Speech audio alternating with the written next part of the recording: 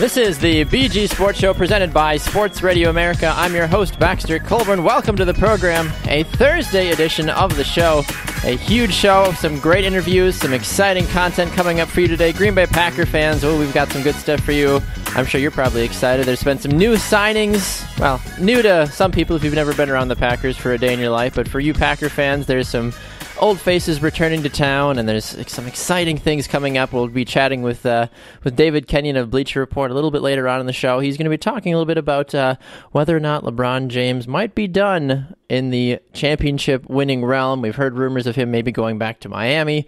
We've heard there's issues with the Big Three in Cleveland, so hopefully he'll be here a little bit later on in the program to hopefully clear up some things with us as well.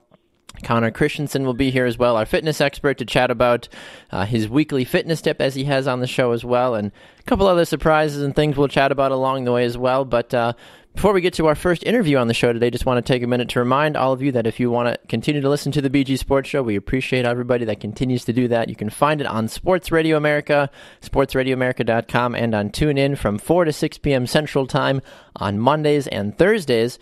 And then you can also find the show on demand anytime on iTunes, iHeartRadio, and right here on Spreaker.com as well. And then if you want to listen to the show live, you can get it from 1 to 2 p.m. Central Time on Mondays and Thursdays. For those of you that love social media, it's probably the best way to interact with the show. If you ever have an opinion about something that we're talking about, either on the air or just want to find out who our new interviews are or anything that we've got going on with the show, you can find us on Facebook by going and liking our Facebook page, The BG Sports Show, and then on Twitter at BG Sports Show. And you can follow myself at Baxter Colburn. And then if you ever have any other inquiries or longer form that you'd rather not have on social media, you can always give us an email as well by contacting us by going to bgsportshow@gmail.com. Well, it is very interesting and unique here on the BG Sports Show today. We have our first interview on the show today is a man that has been around the sports world and the acting world, and he's seen a lot of different things. He's done a lot of different things. He's been a part of maybe a small TV show you've heard of called How to Get Away with the Murder. For those of you out there that love maybe the fantasy, he's been a part of Teen Wolf. Plus, he's been a part of so many other things, and I don't ever want to make it seem like those two shows are his claim to fame, but he is a Hollywood actor. He's been doing this longer than I've probably been alive, not to make him sound old, but he's seen a lot of things, and he's a very acclaimed and exciting actor, and he is now here on the BG Sports Show to talk about his new show, a one-man play, Father, Son, and Holy Coach. John Posey joins us here on the BG Sports Show. John, good day to you, sir. How are you? I'm good. How are you doing? I am doing just fine, sir. I'm excited to have you here on the show, and you've got this new show that you have coming out, or you have it out now. It's Father, Son, and Holy Coach, and I'm curious to know, there's an interesting fact about the show right off the bat, is that it's your son that's producing the show. Is that correct? Yeah, my son is Tyler Posey, who is the star and one of the producers of Teen Wolf. He started out as a child actor, and I had, actually, the first thing he had ever done was come on stage and do this piece with me when I used to tour the country with it. I think we were in Denver, possibly, doing a summer run. He was 5 years old, and he decided, even though it's a one-man show, there's a moment toward the end that's very emotional, sort of moment that ties the whole show together about father and a son. And he came on stage with me, and he immediately got a big applause, and then he bowed as if he'd been on stage the entire time and upstaged me right away, which is what little kids do. An actor from the beginning. I love it. Yes, I knew he was destined for that. So we decided, we had some stuff in our family where my dad passed away, and then Tyler's mom and my wife also passed away in the same year. So the three of us, myself, Tyler, and my other son, Jesse, who's a college baseball pitcher, decided it was time maybe to put this thing back up again. We had sold the movie rights several times. People keep coming to me wanting to buy the rights, and then they're not quite sure what the movie is. So it's one thing to sell the rights. It's an entirely different thing to actually get it made. It's just there's 2 or 3 or 4 steps that all have to come together before they do. And so we're back on that process again. I've come to other people who want to make the movie once again, so maybe it's a good thing that we did bring it back out, because I think the story may be even more relevant than it was when I first put this thing up 20 years ago. And I do it as a one-man show only because that's my skill set. I actually play 20 different people. Holy cow, okay. Show. And we're going to launch it again as soon as we get out of L.A. I strictly put it up here just to see if everything still worked, make some tweaks where we thought it needed, get a great production. L.A. is not the greatest place to put up theater because there's 5 million different things to do in this town. That is true, yes. it's always a challenge whether you're doing great work or not. So we're beginning the process of bringing it back on the road. Well, I think Middle America would love this piece. It asks the age-old question in sports, or even my business: are we defined by our past, our present, or our future? And you have a father who thinks he's defined by his past, such as maybe the last great catch he made in the high school end zone, versus the son who thinks that every mistake, good or bad, leads you to better things and to growth. Having said that, it's a very hysterical 90 minutes of father-son awkwardness that happens all along the way, from the age of 6 all the way to present day. And, as I've been touring it for years and years, I had a lot of guys come up and say, "Man, you just told my life story," which I didn't know I was doing when I wrote it. I was just playing with something that meant something to me about my own conflicts with my own dad, and apparently a lot of guys have the same issues. And I think, as you mentioned, that is something that we see a lot of nowadays, is you never exactly know the story that, you might be the same story that, Joe over there might have had, that, Tim over there may have experienced. And that's the thing for some folks nowadays. They don't actually always take the time to explain, things about their past, but when they see somebody else stepping out like you're doing and expressing it in a different way, especially with sports too, for some reason sports just has that effect that it brings people together in an entirely new and different dynamic, and you're doing that, and people, as you said, are realizing that and talking to you. It's a great metaphor, but I've had a great number of women, whether they're younger or older, who come to this play and love it because they're rooting for the kid. They're rooting for the kid to figure his way out and to sort of forge his own direction, his own break the chain and move in his own direction. So it's like I say, the film rights have been sold a number of times, and who knows whether the industry changes so much that may or may not happen. But it is a piece that, as I've traveled the country, I haven't hit Wisconsin. I think I've been everywhere from, let's see, Colorado, Texas, Michigan, Texas 3 or 4 times, Florida, Connecticut, California, Georgia. So I've been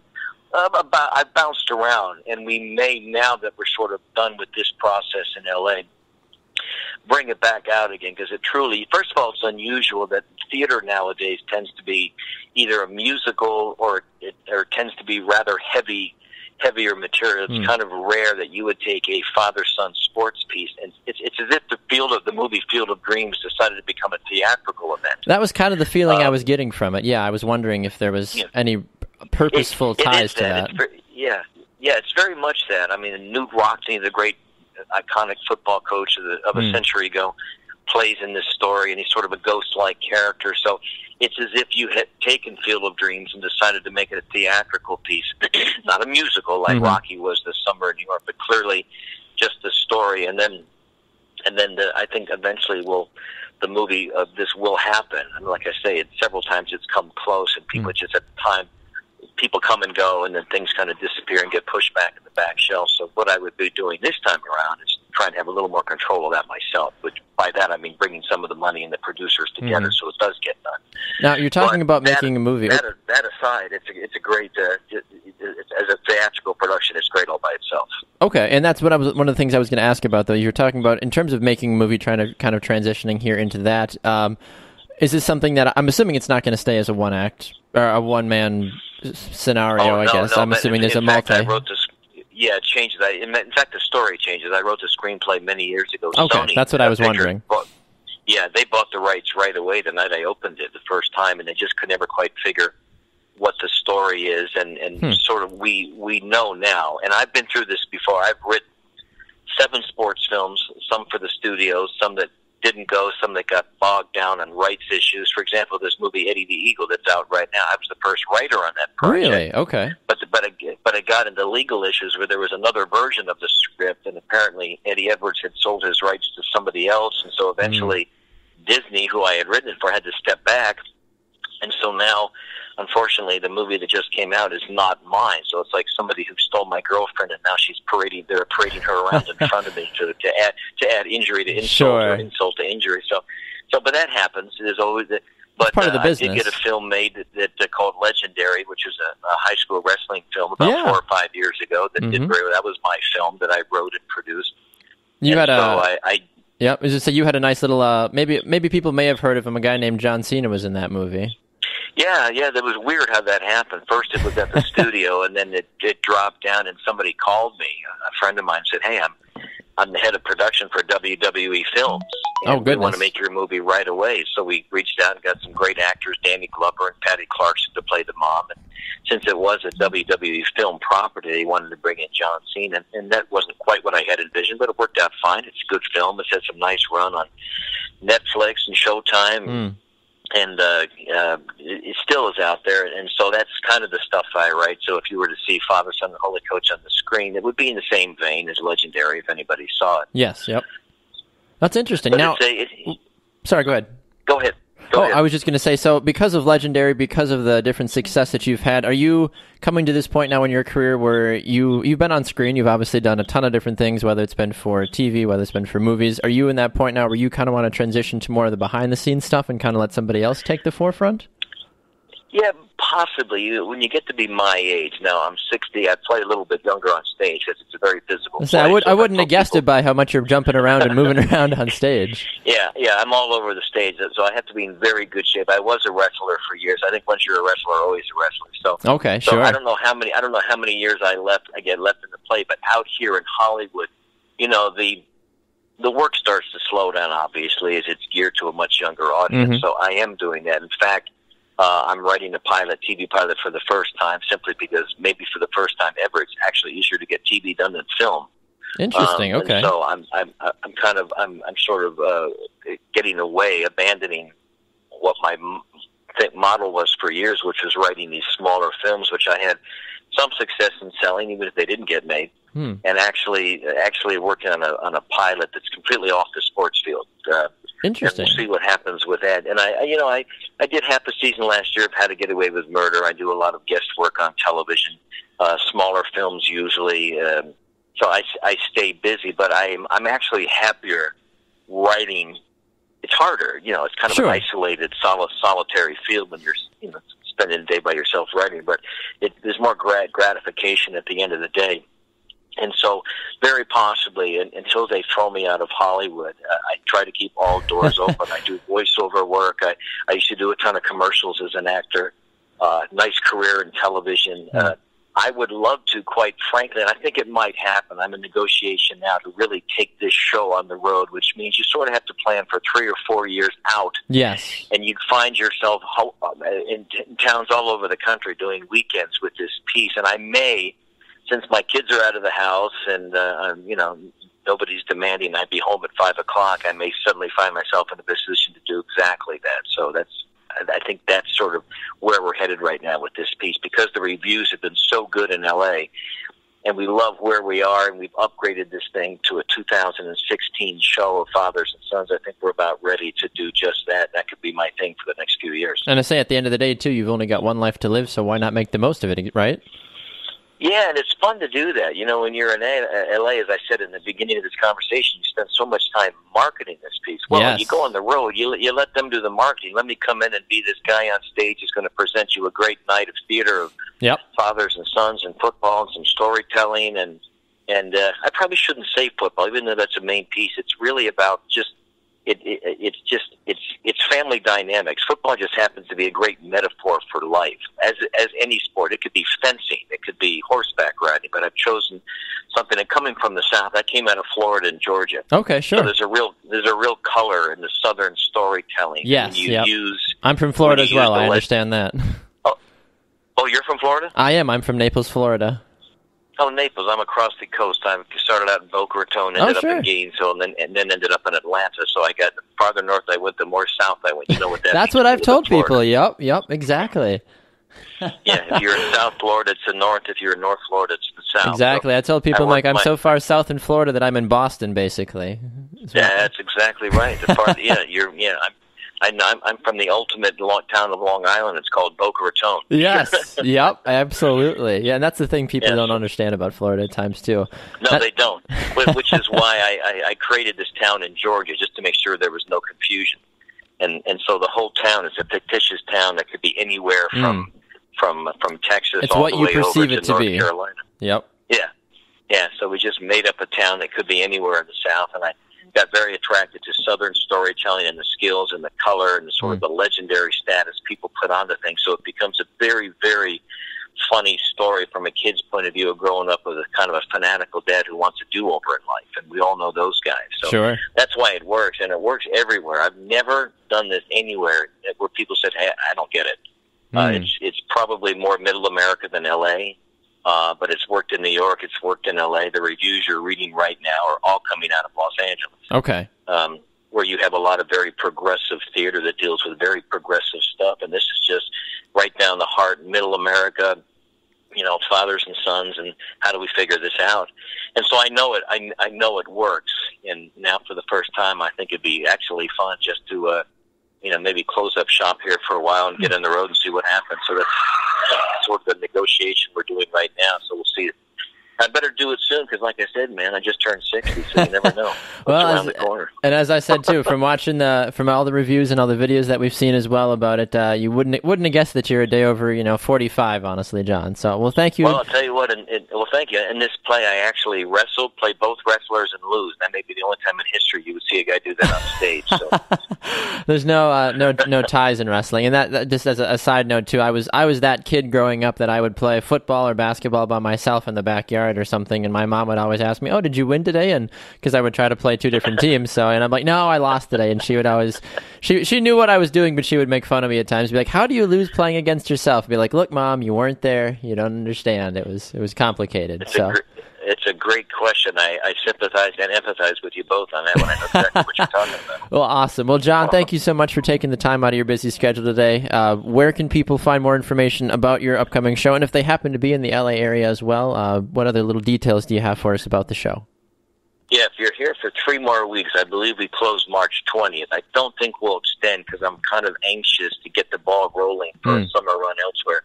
But if you're in LA March 20th, probably the best thing is to go to the website, which is holycoach.net. It has all the information about when and where, or they can also look me up at johnposey.com. But with regards to the show itself, holycoach.net is the best website. So if they're in LA and want to see this piece, all the ticket information is there, and then hopefully we'll be closer to your neighborhood fairly soon. I look forward to it. Milwaukee, I think, would welcome your show with open arms, John. So thank you so much.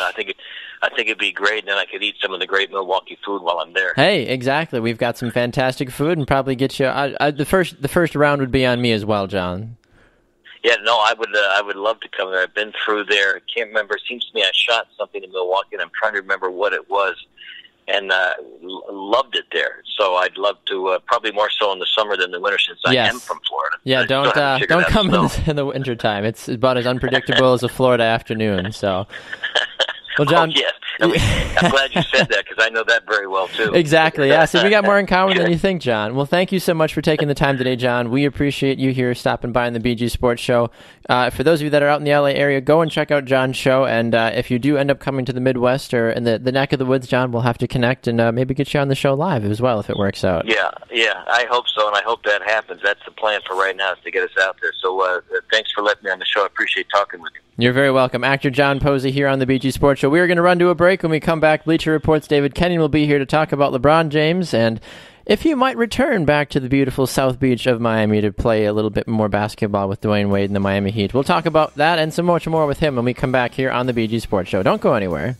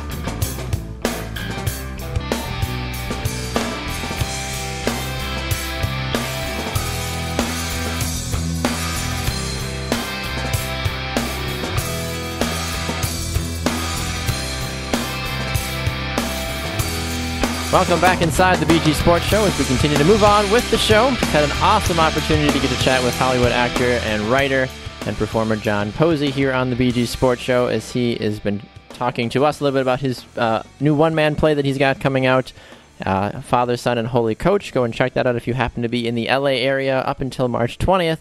And then he said he's also going to be bringing it to, hopefully, to the west. And he just told me actually off air as well that he's hoping to bring it to Fort Lauderdale next. So if you are in the Fort Lauderdale area or if you happen to be in the LA area at the moment, go and check out his play, the one-man play, Father, Son, and Holy Coach. So a fantastic opportunity to get to speak with John, very knowledgeable and very passionate about what he does as well. And someone else that we get to chat with here on the BG Sports Show that is clearly passionate about everything that he does when it's either his writing or when he's talking to us here on the show as well is David Kenyon of Bleacher Report, and we've got him here on the show today, not talking about football. We've been talking about the Cleveland Browns probably a little bit more than they deserve the last couple of weeks, but now we're going to transition back to the basketball world. So, David, welcome back to the show. Thank you for having me. I'm sure we won't stray too far from Cleveland. Ooh, nicely done. So if we're not talking about the Browns, who else are we talking about today then, David? Oh, the one and the only, the LeBron James. Ah, the LeBron James. Is just a super fun Twitter user who's sparking controversy all over. Oh, no. What is he saying, David? Well, this past week, LeBron James was in Miami. Okay. It's a beautiful city. Many people know his former team. And he was working out with Dwayne Wade. Sure. That's, just hanging out. Whatever, it's friends, fine. Doing friends things, yeah. That's just normal. But sure.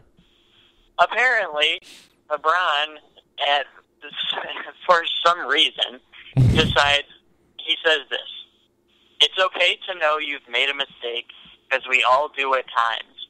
Just be ready to live with whatever that comes with it, and be with those who will protect you at all costs." Okay. And so he's in Miami and says this, and people are like, "Oh, he's saying he made a mistake, and he wants to be in Miami, and he doesn't want to be in Cleveland anymore." Well, I don't know how many people willingly want to be in Cleveland. Well, that's true. But anyway, so it's been pretty interesting to follow that. And then today he met with the media, I believe for the first time since then, and he said the cryptic tweet was not directed at any of his teammates. Sure. As far as for people having a problem with him working out with Dwayne Wade, he said, "I don't care." That from ESPN's Dave McMenamin. Well, I mean, when you're LeBron James and you are a two-time NBA champion and you happen to be good friends with a guy on another team, I mean, how many times do we see in the offseason, we see Carmelo Anthony and Dwayne Wade and LeBron and a bunch of other people hanging out on jet skis, they take their wives and they go on vacations together.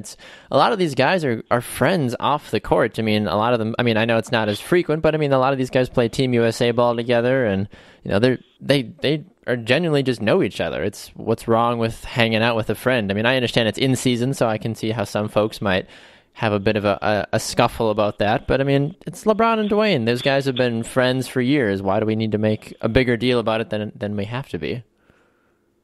Right. And the other thing to remember, too, is they came into the league at the same time. So this friendship goes back more than a decade. Exactly. There was a main reason that LeBron went to Miami in the first place was to have that chance to play with D-Wade. Yeah. So it's funny to watch. It's funny to dissect.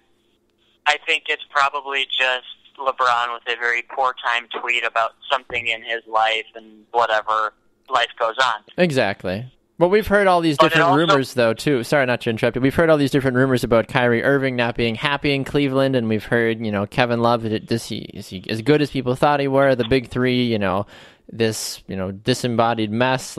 So I can understand why, folks might jump on the whole LeBron thing right away, just because of the lead up, and maybe it's been more so of how the media has portrayed the quote-unquote situation in Cleveland right now. And there's something to be said about that, and that's kind of where I was headed with this. I was watching the Dan Le Batard show yesterday, and Amin Al-Hassan, who worked in the Phoenix Suns front office for a while, is now an analyst there. Sure.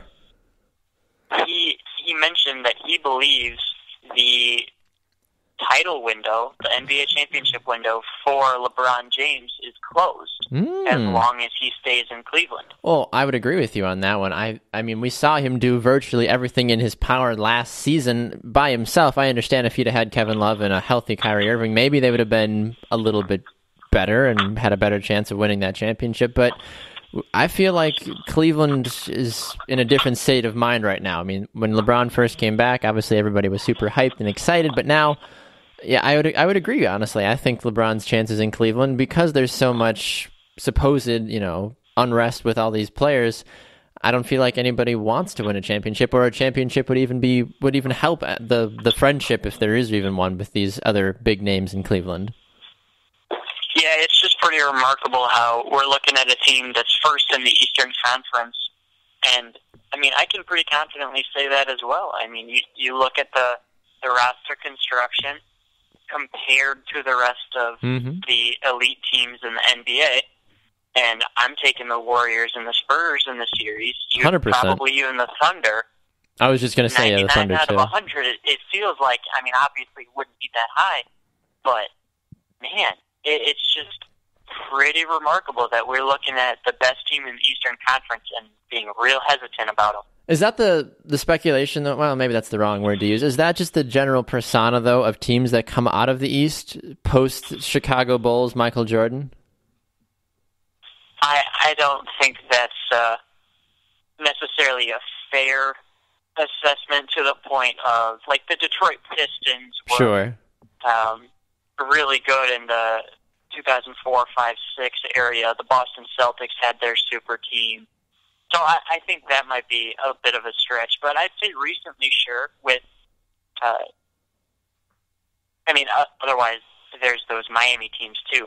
True, but that is true, recently, like in these past 2 or 3 years, with the Warriors and the Spurs and the Thunder and back to the Mavericks, I mean, those teams are really good. And the Western Conference has just been flat better at the top. Yes. They have more elite teams every year. I think the markets that are in the Western Conference, at times people would rather go and play. Someone would rather take their talents because they would want to go play with, Kevin Durant or Russell Westbrook or Steph Curry or Tim Duncan, even, for goodness sakes. I know he's a much older product, obviously, but Tim Duncan is still a pretty good bargaining chip for the San Antonio Spurs.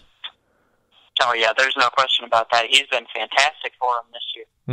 Exactly. Well, transitioning just for us a little bit away from the Cleveland Cavaliers, more so just to LeBron as a whole, what do you think is going to be number one, how many years do we think we have left of LeBron? And number two, does he A, go back to Miami, or B, does he go to another team like somebody like a San Antonio or a Golden State or an Oklahoma, where he thinks he can actually win one more championship? I don't think he'll ever go back to Miami, because you look at that team and waves on his last legs, or last knee, if you want to say that. It's just not exactly a great situation to go back to. I would agree, Miami. yeah. They don't have much to go back to.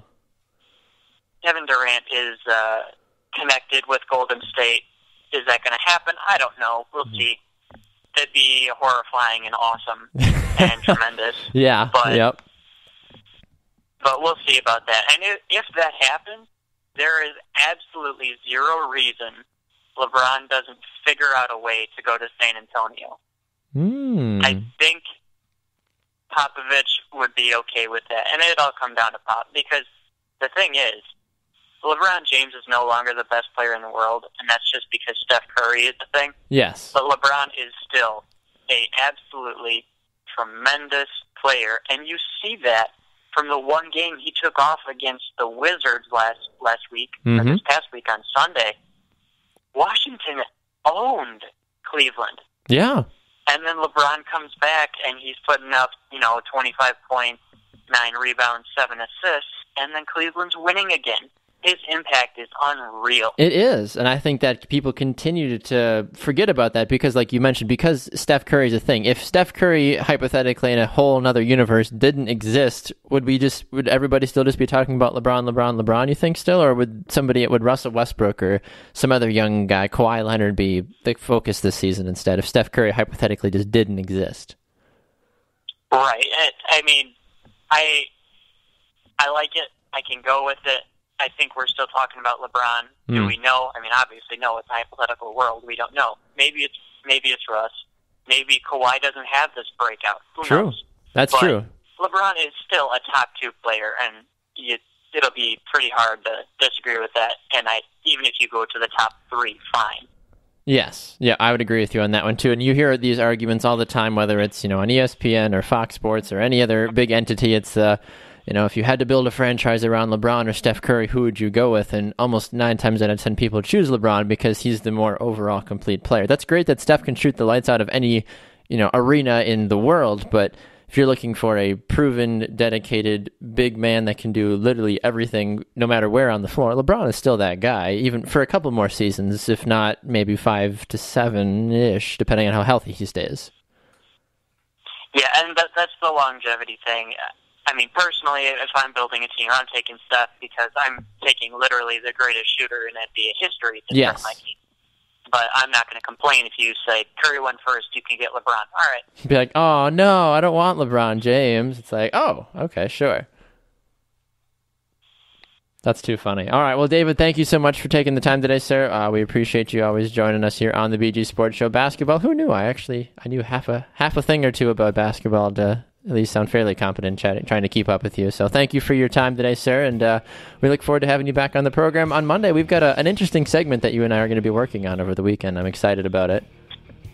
Yeah, I'm going to start brainstorming here pretty quick. It's going to be tough.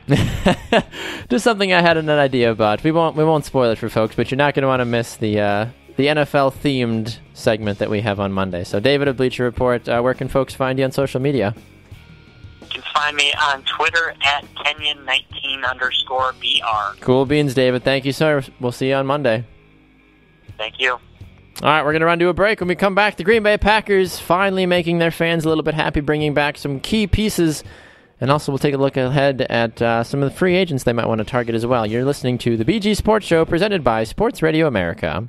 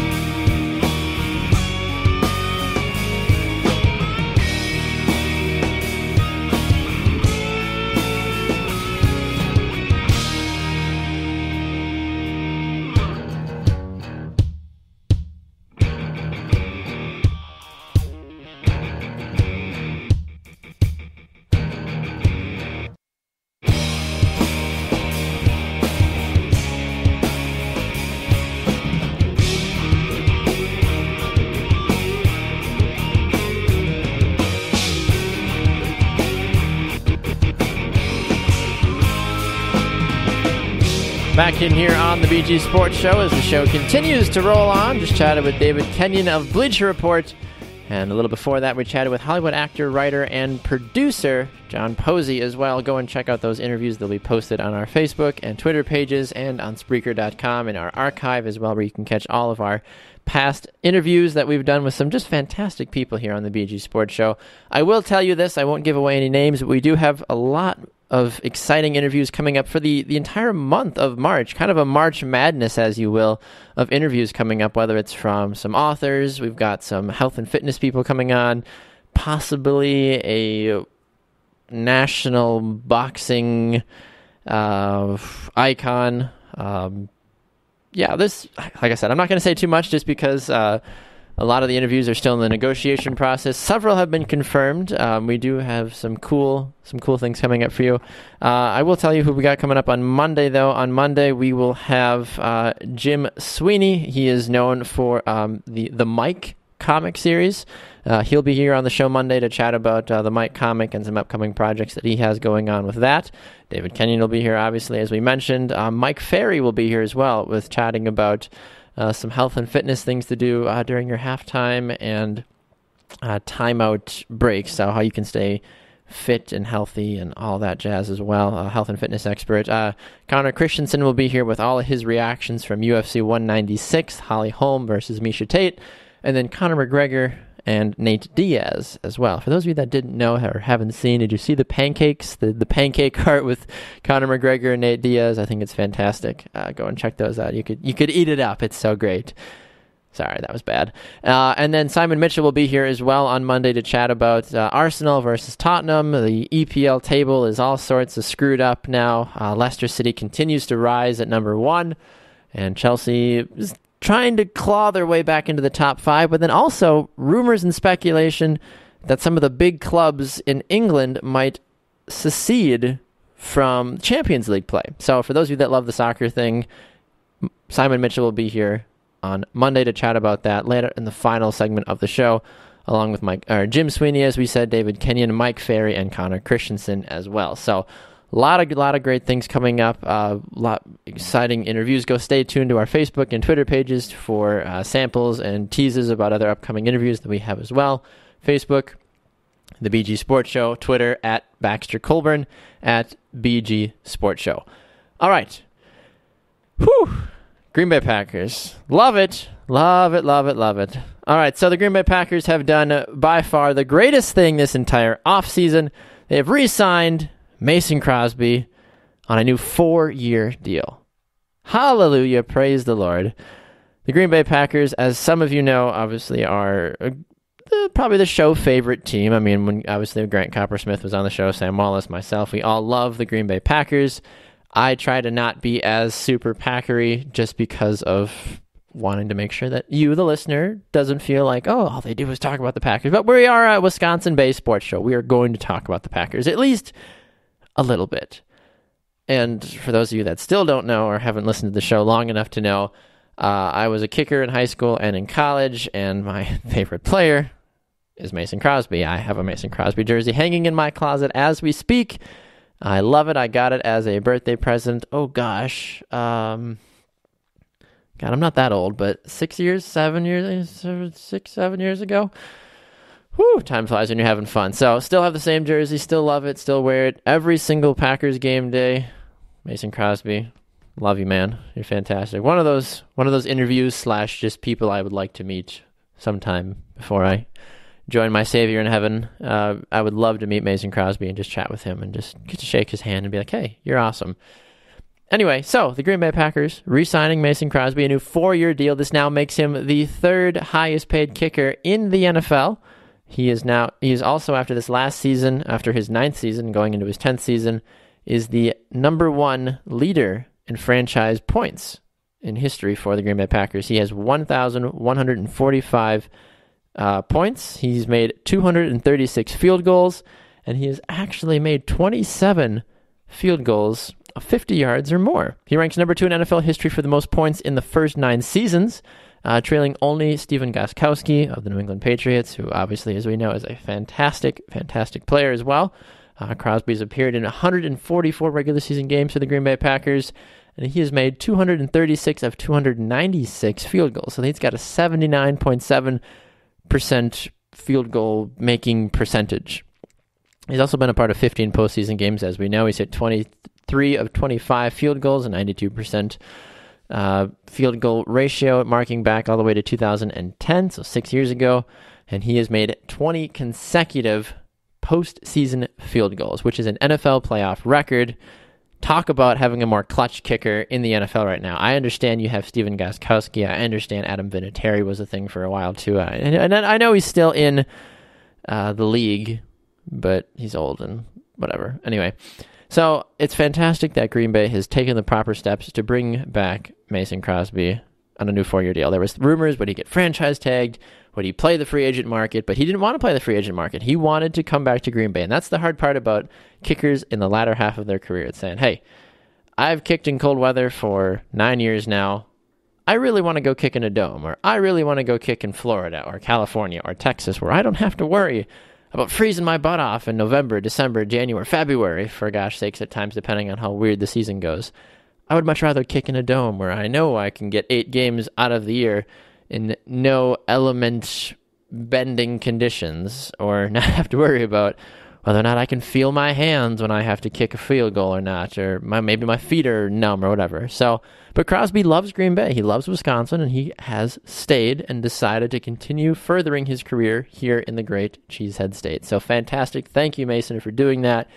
Everybody, Green Bay Packers Nation, we all applaud you, as you can hear. Everybody's very excited. So thank you for that, Mason. Green Bay has also found out some good news this week that Julius Peppers has decided to come back for another season as well. He is in contract with the Packers until the end of the 2016 season. And you bet your bottom dollar, he said he's going to come back for one more year. And why not? He's had great success since he's come to Green Bay. Now that he is back for one more season, we know that obviously the defense will have a lot of veteran leadership on it, which is exactly what Green Bay needs. Obviously, they need some young, go with the flow, hit 'em, bang 'em, smack 'em players as well. I know, great wordage and verbiage on that one too. I went to school. Woo! But having Julius Peppers back on the defense is exactly what the Packers need right now. You need someone that's going to step outside and help these younger guys continue to find their way. And Julius Peppers is that guy. And even though he's in very much the latter half of his career, he's still a dominant force. We saw him force fumbles. We saw him force, crucial sacks late in the game, blow up different run plays. Just his overall presence on the field. He's a menacing, scary-looking guy. I mean, he's got the black visor on. If I saw him coming at me, I'd be like, oh, shoot. I want to get rid of this ball as fast as possible, and probably still would take a hit, honestly, from him. So having him back on the defense for the Packers is beautiful. And then also, I know a lot of folks are excited about this. John Kuhn is coming back as well. At least that's the rumor. No, I've heard that, no, he's coming back. I know for a fact he's coming back. So John Kuhn will be back, and people are excited to have him back finally on the team as well. And it's interesting because you talk about a fullback. Not many people have a fullback on their team nowadays. It's some folks, it's like, what? What's a fullback? But yes, John Kuhn will be back, and better than ever, running around. People are going to continue to shout, Kuhn, as he runs with the ball. Some fast facts. Kuhn has been in the league for 9 seasons, just in case anybody didn't know. During his time in the NFL, he has run for 15 total touchdowns.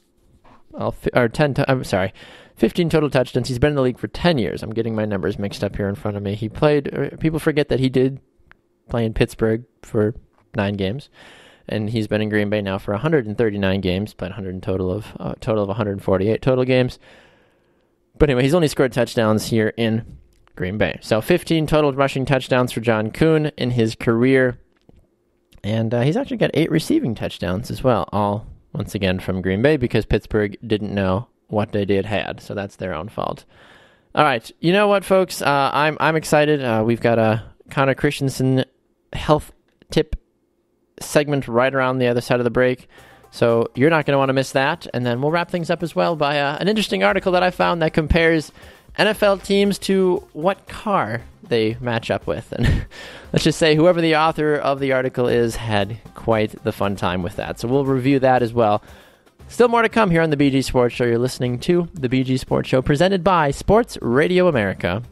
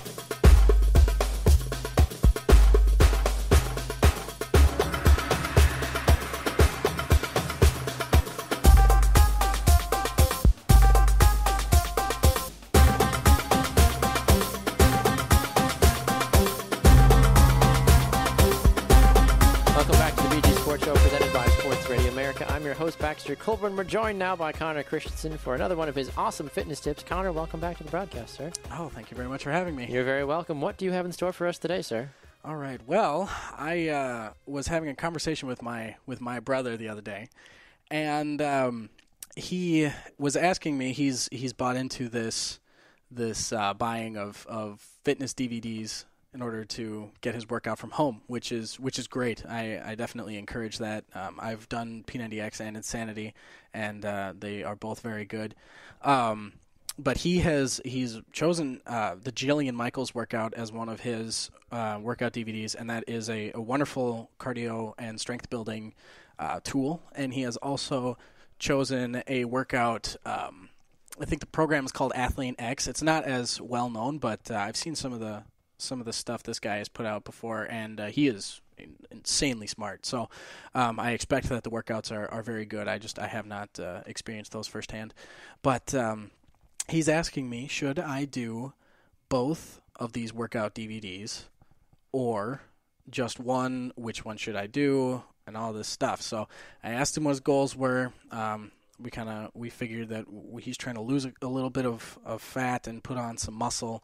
And I promptly told him that, no, he does not have to do both. Quite frankly, he shouldn't do both. I don't think that would be necessarily beneficial to him. As long as he changes his eating habits, if he's eating clean, all that stuff, he will lose the weight regardless of which workout DVD he does. So as long as he cleans up his diet, I think the fat will come off. And then if he does we'll use the Athlete X one. It's a body weight DVD, so it's all body weight exercises, and I think that would be enough for him. The problem with doing both workout DVDs is that he runs the risk of not giving his muscles time to recover from all of the exercise that he's doing. So he could be doing both of these DVDs. It's over an hour of exercise, and one of them they're both very high intensity. So you don't want to do high intensity strength building for, like that, because it's a very intense. It's very damaging to the muscles, which is in a good way. Like it damages them in order so they can recover and come back stronger. But if he does that every day, because both of these programs are 7 days a week with 1 day off or something like that, and that's okay as long as you're only doing it an hour or 45 minutes, 30 minutes a day, as opposed to doing it for over an hour, sometimes an hour and a half. You can run the risk of doing too much and your body won't be able to recover, and you will actually become weaker because your muscles will be too damaged, and then he'll need to take serious time off in order to get the proper results that he's looking for.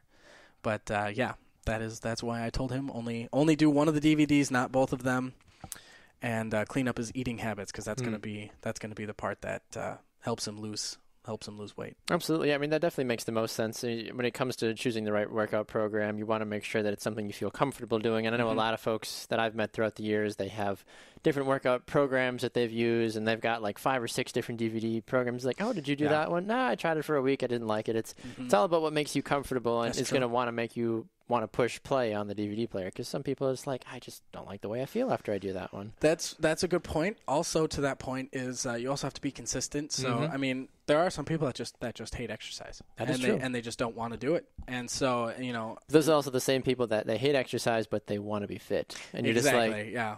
Oh, okay. I'm guilty of that. Absolutely. Other than taking steroids, which I do not recommend or condone, or doctor hasn't signed off like on that. it yet for me, so I'm waiting to hear back. Yeah, that is the only way to do nothing and still get better results than what you were doing before. It's ridiculous. So I doing both exercise DVDs, he's not giving his body time to recover, and he's going to get weaker. Have you had some programs in the past that you've worked with that you would recommend to people out there? Or maybe if you've got like those beginners, like ones that they should try, and then maybe those more advanced ones that they could take a look at? Yeah, so as I said, at the beginning, I have done both Insanity and P90X, and I think that those are really, really good tools. Yes. However, they are very high intensity. So if you are, fresh off the whatever, trying to lose weight, and you haven't exercised a day in your life, I think do those definitely, but don't do them like they do on the video, if that makes sense. So I think they have a modifier on the videos too, so that way you're not completely killing yourself. Yeah, P90X and Insanity both have a modifier. Yeah. And Jillian Michaels does as well, I believe.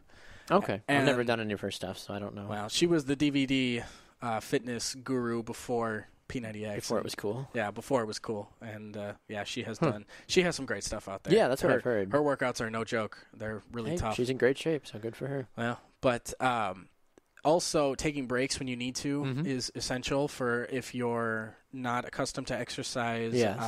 Me and my roommate did a P90X workout, and it did not go well for him because I am used to those. Yeah. So I was going at my normal pace, and he was, I think, trying to keep up with me. And that's the worst thing you can do. Yeah. Especially if you haven't done it in a long time. He worked himself to nausea. So... Yeah, no. Don't do that. Take water breaks. Take just, if you just need to hit the pause button, that's totally fine. It's okay, yeah. In P90X, the guy Tony Horton, he tells you like every 20 minutes or so, like, hey, hit the pause button, get some water. It's okay. Yeah. So definitely, if you're a beginner, P90X and Insanity are still things you can do. Yes. Just take it at your own pace. Absolutely, and I think that's the biggest thing too. Is some folks just say, well, I didn't get to finish the workout. Well, the more important thing though is that you pressed play and you dedicated some time, whether it was 5 minutes or an entire 30-minute workout. That still is something. You're trying to have your body get into better shape. That's a wonderful way of phrasing it. Well, thank you. Well, I appreciate it. Sean T. taught me well. All right, Connor. Well, we appreciate you taking the time today, sir, and we look forward to hearing more from you in the future. All right. I'm always happy to be on the show. Absolutely. All right, we're going to run to a break. When we come back, we got more excitement here on the BG Sports Show. We'll be right back after this.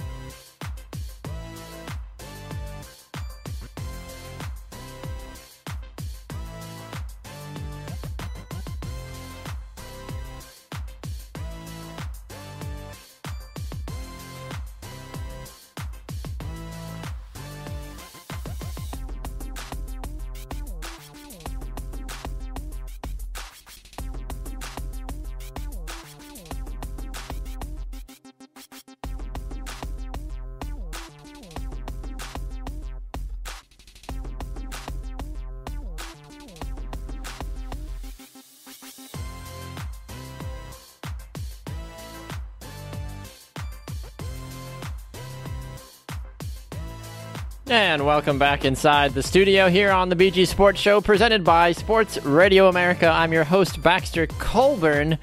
Wow, what a great show so far today. David Kenyon of Bleacher Report has been here. Hollywood actor John Posey was here in the first segment. That interview you're not going to want to miss. Definitely go back and listen to it. John and I've got way more in common than I thought we would. And apparently, I think we might be hanging out when he comes to Milwaukee as well, so I'm looking forward to that, that's for sure. And we actually just heard from Connor Christensen as well, our health fitness tip guru, expert, man on the street, whatever you want to call him.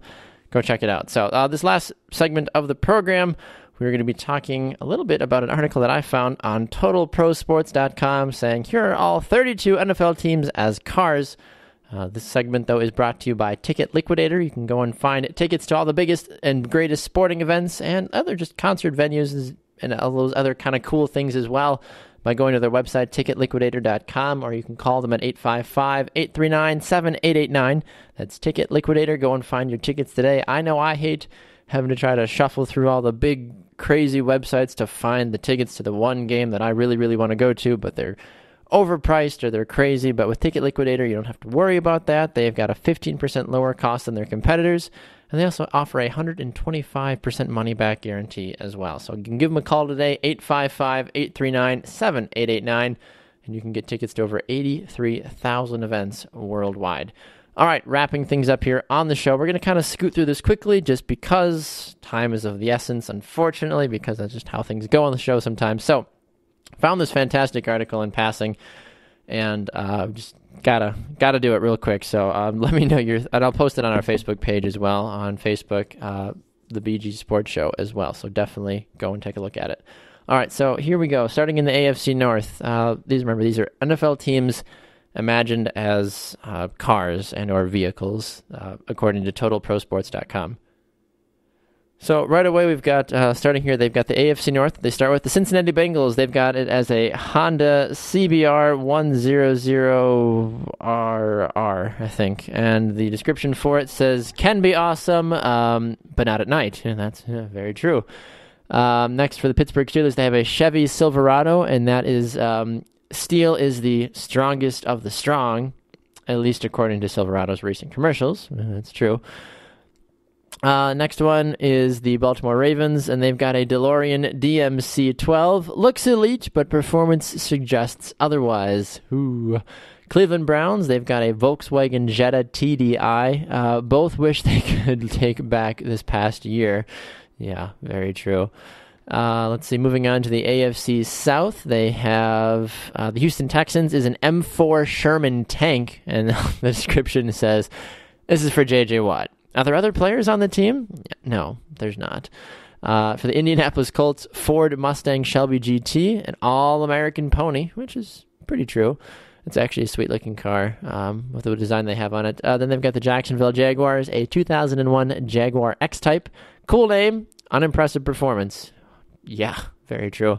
For the Tennessee Titans, they have a Nissan Titan Hot Wheels car. The truck has more power than the team does. Ooh, shots fired. Love it. AFC West, the New England Patriots, an Aston Martin DBS V12. Powerful, fast, and great for spies. Yeah, no, more like the Spygate and all the other Patriot things. Anyway, the New York Jets, they have a Bluesmobile. Can get you right to the end and then suddenly falls apart. Moving on. Buffalo Bills, a Yugo GV. It was that or a white Ford Bronco. Ooh, yeah, not much there. The Miami Dolphins, they have a Cadillac Escalade. Well, South Beach ain't cheap, is their description of it. Now the AFC West, the Denver Broncos have a Ford Bronco. Makes sense. Old but reliable. Sounds like Peyton. Kansas City Chiefs, they have a Jeep Grand Cherokee. Won't turn many heads, but finds a way to get the job done. Yes, they do. Oakland Raiders, they have a Madden Cruiser bus. Former coach John Madden always took the bus due to his fear of flying. Sure, I understand that. San Diego Chargers have a Tesla Model S, an electric car for an electric team. Just reiterating what we're talking about here. We're talking about all 32 NFL teams portrayed as cars here on TotalProSports.com. That was the AFC. Now let's do the NFC quickly before we got to get out of here. The Washington Redskins, they have Air Force One, much better in the air than on the ground. Yeah. The Philadelphia Eagles have a Fisker Karma, revolutionary concepts that lasted 3 years. Yeah, sounds like Chip Kelly. The next one, the New York Giants, they have a New York Taxi. Once dominated, now more competition. Now has more competition. Yep, very true. Dallas Cowboys have a lifted Dodge Ram Rolling Coal. Loved by the owner. ... Yeah, just the truck as a whole just looks, gosh, no. In the NFC West, a Volkswagen Phantom W12 looks completely ordinary, but has a ton of hidden power. Yeah, very true. The Seattle Seahawks have a Lamborghini Aventador, super fast and a little cocky. Well, I would be too if I had a Lamborghini. The Los Angeles Rams, formerly the St. Louis Rams, have a U-Haul truck. A Dodge Ram would usually fit, but not this year. Yeah, makes sense. San Francisco 49ers have a Google self-driving car, a driverless car for a team with questionable leadership. Yeah, 100%. NFC South, Carolina Panthers, a Dodge Hellcat. Powerful and likes to show off. Well, I would too if I had a Hellcat. Atlanta Falcons, a Falcon F7. Has the looks of greatness. That's true. They look like they could be good, but that's about where it stops. The New Orleans Saints, a Porsche Boxster Spider, a supercar for the Superdome. Yeah, it's a sweet-looking car. I bet Drew Brees could rock that. Tampa Bay Buccaneers, a stolen Toyota Camry, a pirated, very average car. Pirated Buccaneers, Pirates. Sorry, little things in life. All right, and finally here, the NFC North. If it wants to load, don't cut out on the NFC North. Come on. Oh, this is not the time. Not the time, nor the place. Well, shoot. Can't do anything about that when my webpage freezes. Good Lord, technology's a beautiful thing. Well, oh, come on. Well, what are you going to do? Anyway, so, we might as well wrap up the show then, since this final thing doesn't want to load. Bummer. All right, well, you know what? It's all right. We've had a great show. I'm not going to let a stupid webpage foil my plans for the day. So, like I said, it'll be up on our Facebook page. You can go and check it out there, and you can see everything that happens. So, special thanks to Hollywood actor, writer, playwright, screenwriter, producer, man of 1,000 talents, John Posey, for joining us in our first segment today. Thank you so much to Bleacher Report's David Kenyon for joining us as well, talking about LeBron James, and also Connor Christensen as well for his fitness tip and the workout DVD mantra of how you can beat the workout blues, along with all the other great stuff we talked about as well. The Green Bay Packers and this one article I tried to get to. I know we missed a couple of things that I mentioned I was going to talk about today, but that's what Monday's show's for. You're not going to want to miss it. Monday's show, as we mentioned, Jim Sweeney, the Mike comic, will be here. David Kenyon, Mike Ferry, fitness expert, and Connor Christensen will be here as well, and Simon Mitchell. That's all on Monday. Thanks so much for tuning in to another edition of the BG Sports Show. Remember, Sports Radio America, Mondays and Thursdays, 4 to 6 p.m. Central Time, sportsradioamerica.com, and on the TuneIn app. We'll see you next time.